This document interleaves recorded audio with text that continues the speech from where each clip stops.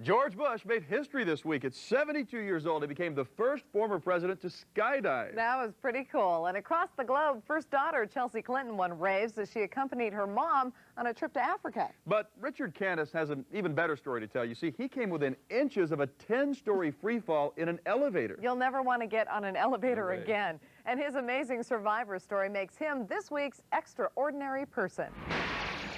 Imagine the sound of a free-falling elevator. There was a very loud explosion.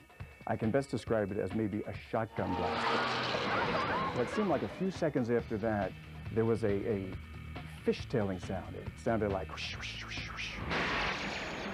And it was the cable being dragged down the shaft. Richard Candace remembers the horrifying sound of an elevator dropping uncontrollably.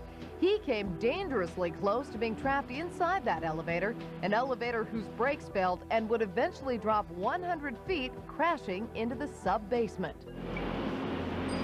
I got onto the elevator. It was 8 years ago when Richard, an actor, was leaving an audition on the 10th floor of this old building in downtown Manhattan. He stepped onto this elevator with 8 other people. And somebody pushed the button for the first floor, and the doors didn't close. And I remember I was standing there in the front. It seemed like it was taking a long time for the elevator doors to close. The next thing Richard did probably saved his life. I was finished for the day, and I was in no hurry to go anywhere, so I remember saying to nobody in particular, I knew a lot of the people in the elevator, I'll see you guys downstairs. I'm going to get the next elevator. And I stepped off. It was then Richard heard the sounds of the elevator falling, then crashing to the ground. I remember thinking to myself, nobody could survive that. Miraculously, everybody did, but not without serious injuries.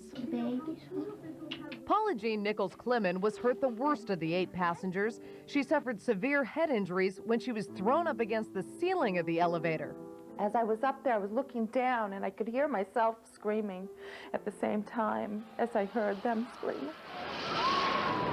This type of elevator accident isn't very common. Ray Gilarowski is an elevator expert who says it's more likely for an elevator to fail in the up direction.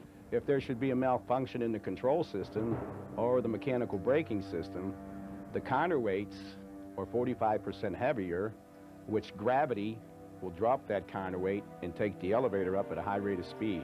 Paula's accident left her right leg partially paralyzed. She now wears a brace and gets around with a wheelchair. Reason enough for both her and Richard to be leery about getting on elevators.